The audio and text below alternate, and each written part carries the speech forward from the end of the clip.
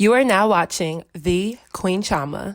So hey guys, I'm back with another video. So today's video is sponsored by HairCastle bundles. If you would like to script to the commentary, you can do so with the time marker on your screen, but let's get into this video. So I'm actually going to be working with a lace frontal. These bundles are actually sponsored from a subscriber of mine. So thank you so much for sponsoring this video, girl. Definitely support Black owned business and check out her hair company. I will have all the links and everything in my description box. So starting off, we're going to have to bleach the knots on the frontal. So you're going to need a bowl. I like to use the Kaleido Colors in blue toning powder to keep it from looking brassy. Then I like to use the Clairol Basic White bleaching powder. This is actually going to lighten those knots. And then the 30 volume developer to basically stir up the mixture. So I'm going to be putting all three of those ingredients together when in the bowl. And I'm going to be taking 1 scoop of everything and just a little bit and a little bit of the developer. And we're going to mix it up so that it's thick like a toothpaste-like consistency.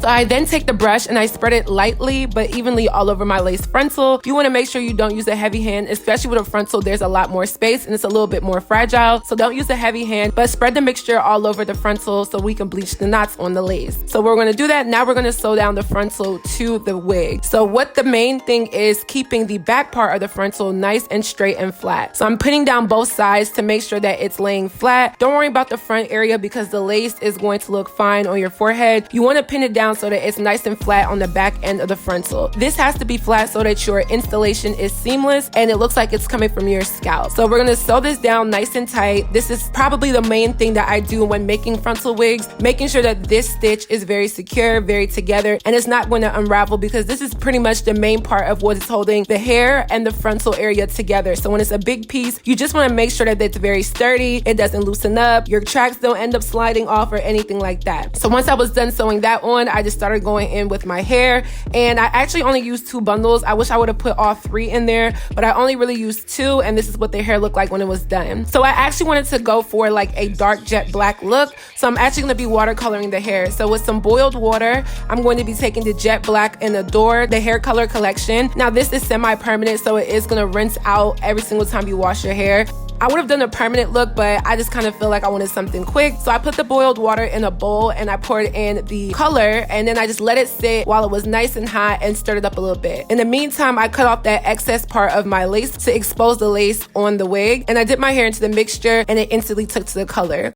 So then when it came to actually styling the frontal area, I took my rat tail comb and parted it right down the center because I was going for that sleek middle part look. I wanted it to be long and jet black and just so perfect for my birthday this year. So then I took some tweezers and I started to customize the frontal area of the unit, making sure that it looks more gradual. I didn't want to focus too much on the baby hairs because I just wanted the hair to look like a natural look. So I'm using the Garnier Fructis Sleek and Shine. I use this on both my natural hair and my wigs, and it keeps the hair from getting so frizzy and makes straightening so much better because it doesn't make your hair greasy. It just makes it nice and soft and silky. I've been using this since I was like in high school, and I just graduated college, so I would definitely use this when straightening and flat iron the hair. So I went through the hair and flat ironed everything, and then when the whole unit was flat ironed and said and done, this is what the unit looked like.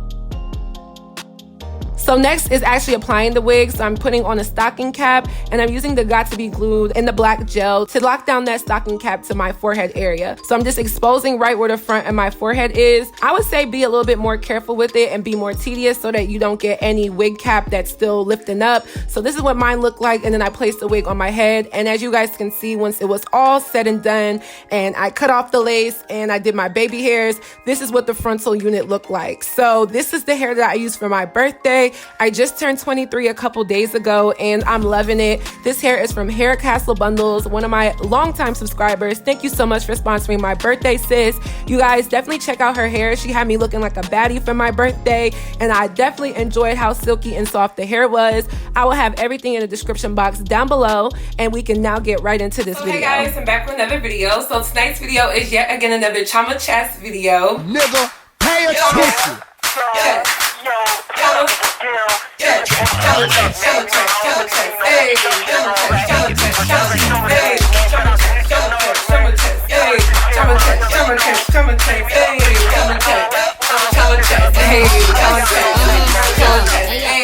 So today today we're going to be talking about Meg Thee Stallion and Tory Lanez. So I'm pretty sure you guys all know by now what exactly transpired between these two major celebrities. So if you don't know who these individuals are, Tory Lanez is like an R&B singer. He's from Canada, and people were very surprised to figure out that he got arrested, and on his arrest record, he's 5'3" and like 100 and something pounds. People kind of always imagined him or envisioned him to be probably bigger than that. It was very crazy to know that he's very short. And then Meg Thee Stallion, the Stallion, you know, the Stallion, also was intertangled, I guess you could say, with Tory Lanez. So allegedly the rumors are Tory Lanez and Megan Thee Stallion were all chilling with Kylie Jenner somewhere. Meg got on Instagram Live. People are saying that Kylie looked like she didn't want to get on Instagram Live. Tory Lanez rushed the camera to be on Instagram Live because it's kind of like we're A-listers or whatever. That's kind of like the vibe I got from the whole thing. And then later on that night there was an altercation that led to Meg Thee Stallion getting shot in her foot. Now Meg Thee Stallion's best friend Kelsey was also present in the SUV, in the truck, when this all happened, and she came out and basically said that she had nothing to do with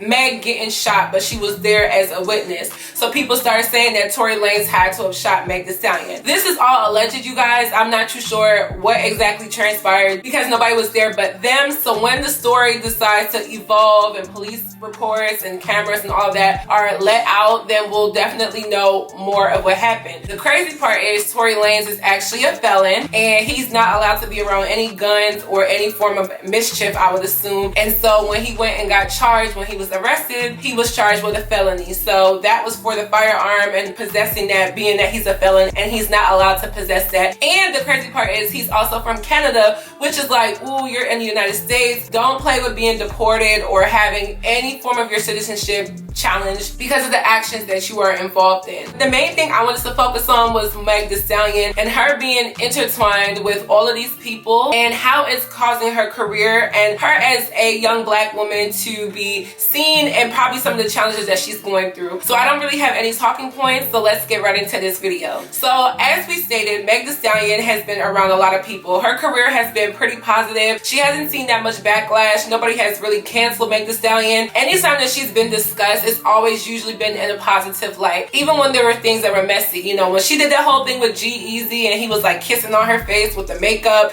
everybody was like, bro, what's going on? But because her reputation is already so positive, which is great, it's very hard to cancel someone that's as likable as Meg Thee Stallion. She promotes recycling, she promotes being yourself, she promotes this female freedom and just this level of promiscuity, to be honest, that is deemed like very empowering for a woman. She also promotes education, she talks about college. She does have a very good reputation, if you ask me. I don't feel like Meg Thee Stallion is a bad person. I don't think she actually comes on with the intent to be divisive or to do anything but have fun and be herself. But that has also come with the challenge of people messing with you for reasons that may not be genuine and definitely coming for your energy, your time, and your peace of mind. And I feel like Meg and I are at a very, very similar standpoint. She tweeted after this incident that she is very, very, very shocked that it took something like this situation that was of this extent to basically open up her eyes and realize that she does need to protect her energy. Now, what I took from that is something that I feel like I've dealt with going through college,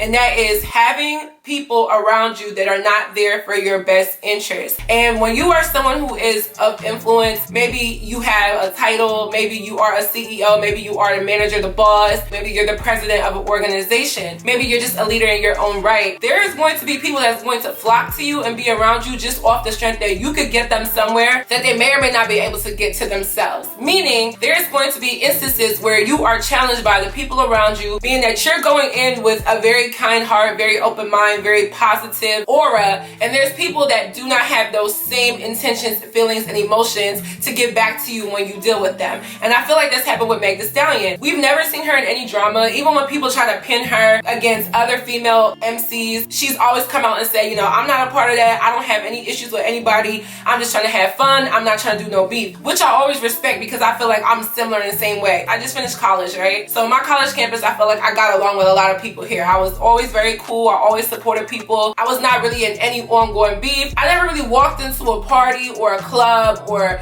the union or an event or something and looked at a girl and be like, I don't really like her, because it's just never been that for me. Like maybe when I was like a freshman, you know, but like towards my latter years of college, like the last 3 years, it's been nothing but just, I feel like people respect me and I give my respect back to other people because of who I am and the way how I worked hard to make a reputation for myself. So I feel like in the same way, Meg is going through the same thing, and she's realizing surrounding yourself with all these people that you think love you and want to be there for you and want to support you is not always the right thing to do. And it seems like there's going to be people who are riding on your coattail to basically mooch off of you and get benefits off of being your friend or in your circle. As someone with influence, I don't care who it is, what title you have, you gotta keep your interior circles very small. I mean, the circumference of your circle gotta be very little, okay? Because what ends up happening is you see the good in people because you're a good, genuine person, and you're like, yeah, come on, I can help you. I can put you on my bandwagon. I can get you to this amount of followers. I can shout out your business. I can put you in this photo shoot. I can tag you here. I can connect you with this person. And what ends up happening is people start to realize, ooh, I can take a lot from you. And you think you're being nice by giving out so much help to other people, when in reality you don't realize your energy is going along with those people and you're being drained. There's a level that you have to do it at. Everything can be done in moderation. I'm not saying don't help others, because I like to help others. I wouldn't consider myself the most friendly person, especially to other guys, because guys be having some type of misintention sometimes, but I definitely think I'm a nice person, and sometimes it has led me to be in predicaments where I feel like as a young woman that has some form of influence, it's definitely caused things to not work in my favor. For example, there was a time like my sophomore year of college where my channel was kind of on the up and up, or at least amongst the campus. College vlogging was really popping back then, and because I was doing it, a lot of people liked it, and they're like, oh, let me be in your vlog, let me do this, let me do that, shout me out, and all of these things. And I'm like, okay, cool, be in my vlog. I don't really care, like, you know what I'm saying, more content for me. And it ended up getting to a point where I felt like people were purposely putting themselves in my circle just to feed off of my success that I didn't even have then, or what they thought. I didn't mean to bring out this comb, but people can really see your potential and ride onto that, and you think, okay, they're here for the up and up, they're here for my humble beginnings, they're here from A1, from day one. When you get to that point where your potential has been reached, that's when people start to act crazy towards you. And it's been happening to me for so long. I barely have very close girlfriends. Y'all wonder why I have so many homeboys and guy friends. I barely have any close girlfriends for that reason. It's very hard to feel like people see you with followers, fans, supporters, businesses, money, and then they want to be in your circle, or they want to attach themselves to you just to reap the benefits of the things you've worked hard for. And it's good to share your happiness with people, because at the end of the day, you know, success can be enjoyed by all the people who support you, but they have to genuinely support you. But Meg Thee Stallion riding around with all of these A-listers, B-listers, or just people with influence, it's like she doesn't have any beef with anybody, which is great. But sometimes you can't put yourself in every single circle thinking that everyone has the same intentions as you, thinking that everyone's going to give the same type of niceness, kindness, peacefulness, gentleness that you may give, when that's not the case. Really start to think like, okay, are there people that give me side eyes, weird looks, mean comments, talk behind my back, or just act a little bit shady when I'm not around? Or do you hear things about a certain individual? Cut that person off. I'm in the business of cutting people like it's nothing, okay? Big scissors over here, big Queen Chioma scissors, cutting people off, especially at this point where I'm trying to turn my life around and move into a space that just puts me first for once. I think Meg needs to realize that not everyone is going to be the best person around her. It's good to have people that you do business with. It's good to have people who you can rely on for specific tasks. But to place your energy and all of your good intentions around certain people is just not ever going to work with everybody. And I feel like everyone has a magic number, whatever that number is, of certain amount of friends that you can consider close friends and close people outside of your family. In this industry world with so many rappers, models, singers, whatever it may be, it seems like the fans and, you know, bloggers and stuff like that expects all of these people to get along and be great. But when you look at them as normal people, like I would look at myself or anyone else, even without the influence, as a normal individual, are you putting yourself in everybody's circle? Are you going around trying to be happy-go-lucky with everybody? No. You have your close set of people that you stick to who will be there to ride and die for you at any moment. So I feel like Meg needs to reevaluate some of the people that she's been hanging with. We don't know everything. Obviously, we're not completely in her life, but from what it looks like from the outside looking in, it looks like this young woman is trying her best to be nice and cool with everybody, and I completely understand because I'm the same exact way. But there are a countless amount of people that are coming into her world basically trying to hinder her success. She could have been severely hurt, okay? Gunshots or anything that has to do with armed weapons is not a joke. Those things can really hurt people. Those things can really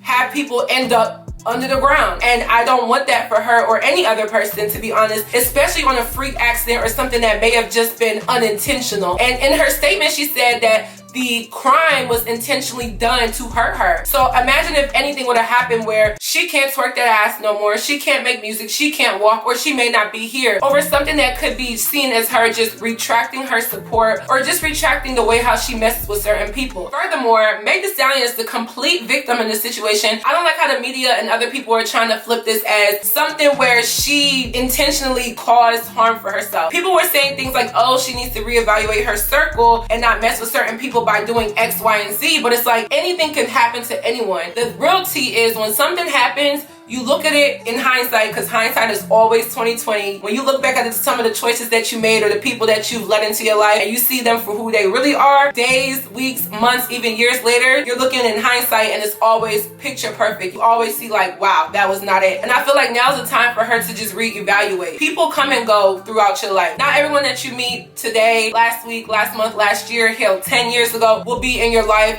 tomorrow. And I don't mean that in a way that they're gonna be off this earth, but I mean that in a way that you may not be messing with that person just like that the way that you did before. And I feel like in a young woman's life, especially us that are in our late teens, early 20s, mid 20s, we're really trying to figure out our circle and who do we mess with, who are going to be lifelong friends that we take into our 30s and ups, our 40s and ups. And I think about that all the time. Like, I just had a birthday party and I invited some people over, and it's just like I literally invite less and less people year after year after year to events that support me, whether it's birthday, anything that I'm doing, because certain people are just not going to be in your life throughout the entire time. Certain people's energies do not correlate to where you are in your life as of now. And I feel like Meg has reached a level of success where it's like she has #1 hits. She is on the face of magazines. Everyone knows who Meg Thee Stallion is. Her dances are going viral on TikTok and Instagram and so many things. She's a huge star right now. I feel like a lot of people want a piece of Meg Thee Stallion, whether it be on a music side, business side, or personal side, which is great. But I feel like as young ladies, you have to pick and choose all of the energy that's coming towards you. Really protect your energy. And I love how she said that because it's very true. Protect your energy. Don't let people throw you off, because now is the time where we're trying to really get into this whole thing that we call being a woman, being feminine, being a grown person, right? So there's some people that is just baggage that needs to be cut off. I'm not saying Tory Lanez is a bad person because I'm not sure what happened. I don't know the extent of this situation. But what I am saying is, as for Meg Thee Stallion, I feel like she definitely needs to reconsider some of the people that she surrounds herself with. You can mess with people, okay? You can fuck with some people, but it doesn't have to be all the time. It doesn't have to be for Instagram. It doesn't have to be for show. It doesn't have to be for likes. It seems like everything that she does is always posted and it's always for likes and always for public consumption. Some of the things just need to be retracted. And I've learned that same lesson where not everyone needs to be in your business so that your business doesn't become everybody's business, you know? So I really wish her the best in her recovery. I hope that this situation is not as negative as the media and everybody's trying to make it seem. I really hope Tory Lanez did not do that, because if he did, that's really crazy, because I really do like his music. And I want y'all to just think beyond, like, make sure your energy is being protected and start with the people who you surround yourself with, because it definitely plays a big role in your life. The energy that you give to people and how they give it back to you. Like, even touching certain people, being in certain rooms, certain spaces can definitely affect the way how your life goes. And I've noticed that within me, so I want y'all to understand that it could be happening to you, and just take the steps to making that something better for yourself. If it means cutting people off, like I said, big Queen Chioma scissors. Get them scissors and cut people off if needed. So that is it for this video. Hope you guys enjoyed. Don't forget to check out our sponsor. This is a Black-owned business from one of my subscribers. This long, straight, sleek, beautiful hair. This is hair from HairCastle Hair. I'll have everything in the description box down below. Don't forget to follow me on all of my social media networks, and I'll see you guys in my next video.